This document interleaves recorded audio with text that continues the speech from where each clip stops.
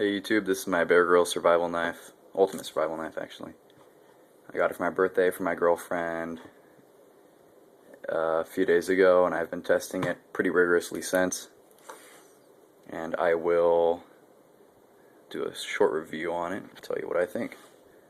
Alright, I'll take out the knife so you guys can get a look at that. It's got Velcro retention straps right here, holding the handle of the blade. They're stretchy. It's just like a rubberized nylon. And you just put your finger right here, and it pops open or it pops out like that. It's got a pretty positive lock right there, so you won't need that retention strap really. God, put that thing away. You won't really need that too much. I mean, I put it on just in case. It is nice to have that.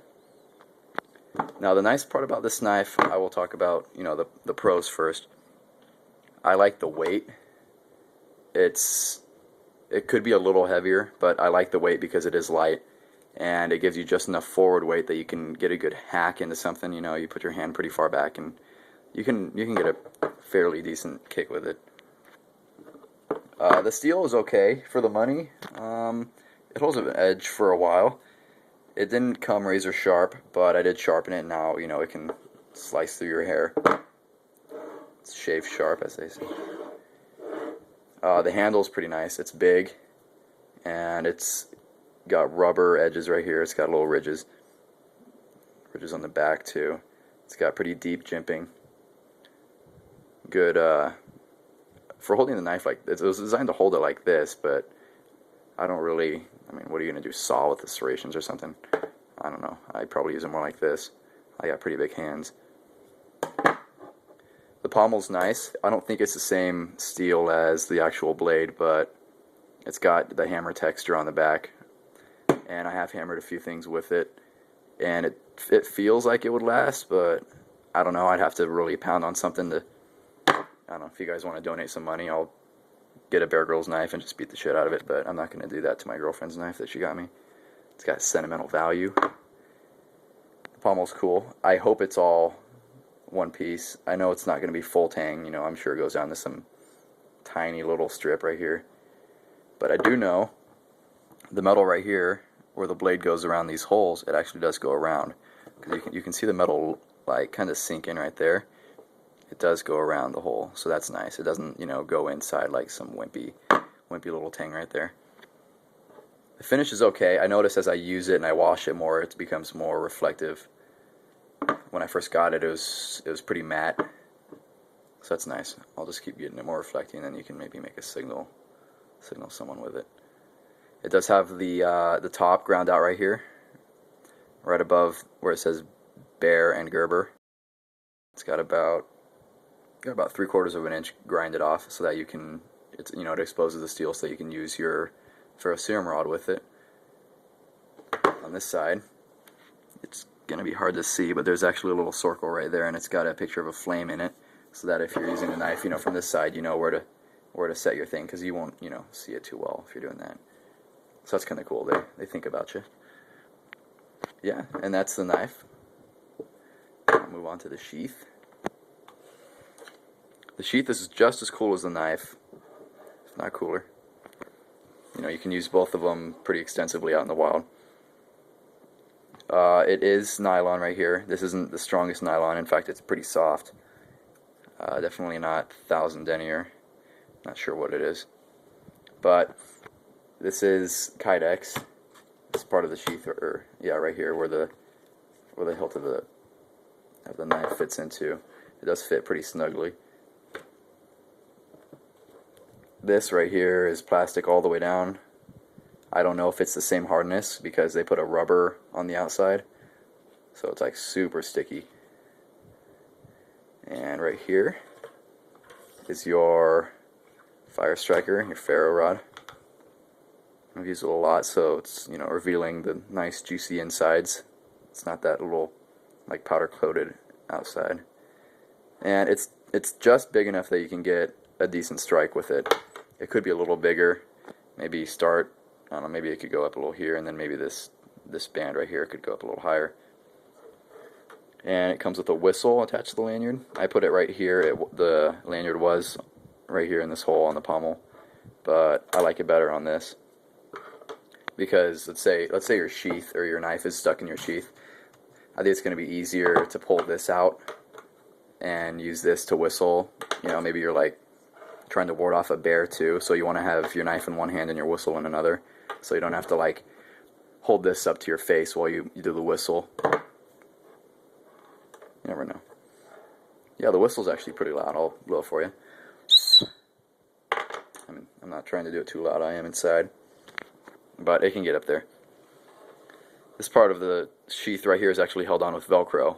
To be honest, your entire knife is held onto you with Velcro. So, I mean, it's not very cool. I wish it was a button, maybe a button with Velcro, but as you can see, this comes undone right here. And then there's a hinge right here, you know, just made out of nylon. This opens to reveal the diamond-coated knife sharpener at a pretty decent angle.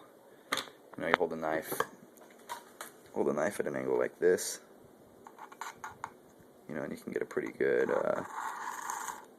edge on it. Not on the serration. I mean, you could work the serrations a little bit, but it's not going to do the serrations too much good. So yeah, you can actually take this whole thing off. This is just Velcroed on right here. Like I said, it is just your entire knife is held on with Velcro. I did wrap a brown 550 cord all the way around the sheath, you know, as far as I could. I got about 7 feet on there, which is pretty cool. You know, you never know, and you might need, you know, the inside, the core string to make a trap. You might need to make a fishing line, something of that sort. You know, you broaden what you can do with this knife. You know, simple fixes like that. On the back of the sheath, oh here, let me turn it around, is stitched on. It's like a rubbery, plasticky sheet right there with ground to air distress signals. I don't think I'll use those too much. I think the only distress signal I would need is pick me up or, you know, get me. Not like, oh, I have a radio or I need more money, that kind of thing. This one right here is funny. It shows a guy laying down, and it says, "Need medical assistance." I mean, yeah, duh. If you're gonna be on the ground, you're probably dead. So I think they would understand that. Like, I don't know, like, oh man, if I'm bleeding out of my heart, what should I do? All right. Now I'm gonna talk about how crappy this knife is. You know, it's got some cons, definitely. First major one being the serrations, the weakest part of the whole knife. About 10 minutes into using this knife, I was chopping a piece of wood, you know, slanted like that, you know, so I could get a notch out of it. And as you're hitting it like this, the part of the knife that I strike with is from about here to here, you know, so right on the meat of the edge. And the front serrations took a beating. Like, they bent over, they broke off. So I don't know if you can see, but it's quite a bit shorter in the front. I mean, those serrations got jacked up, like. So now it's definitely a lot duller right here, the knife, you know. Whereas back here, where I can't really strike too much, you know, they're almost factory. So they're still kind of sharp. So I think Bear Grylls needs to tell Gerber, get a straight edge on this, because when you're whittling something, you know, you whittle it right next to the, like right at the bottom of the blade, so you can get the most action into it. And you're not going to be like way over here, you know, because then you got to like stick your finger way out. I mean, I do use the edge of my knife or the very end of it for precise cutting, but not too often. I don't know if it's waterproof. I haven't tested it too much. I do know that, you know, it won't rust very quick. But getting water in it, you will notice that water starts to drip out. If you've had this in water before, it'll start to drip out right here behind the guard. You know, you'll swing it and you'll see water streaks coming off the blade. I don't know how long the tang is. That's definitely a con. You know, I want to be able to trust my knife. Like if I'm locked in a room or something, I want to be able to like pound my way out, cut out, you know, just cause as much damage as I can with this knife, because it looks like it's built to cause damage. You know, it's got a hammer on it. Like, how many knives have that? So maybe if they showed the dimensions of it, you know, the inside of it, I'd feel a little bit safer. But until then, I'm kind of keeping it easy on how hard my hits are with it. The fire steel, not really, there's no cons really with it, but you will run out after a while. You'll play around with this a lot, and you'll probably use up the whole rod. And I don't know if there's replacements at this time.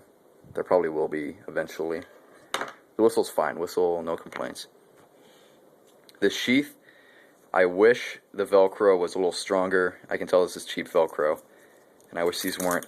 I wish this wasn't elastic because I don't know, it's a little hokey. Stitches aren't too good right here. Oh yeah, these straps right here, they made these way too tight. You can't get anything through this. Like, I mean, it's not only is it like a really small, width right here, but it's also extremely tight. And this too, like, I don't know, I could barely get my 550 cord through this bottom one. Like, I had to just push, like really, really push. But yeah, that's my knife. I give it about a 7.9 out of 10. Pretty cool knife though, for the money, and because my girlfriend got it for me. And that is my knife. Thank you for watching.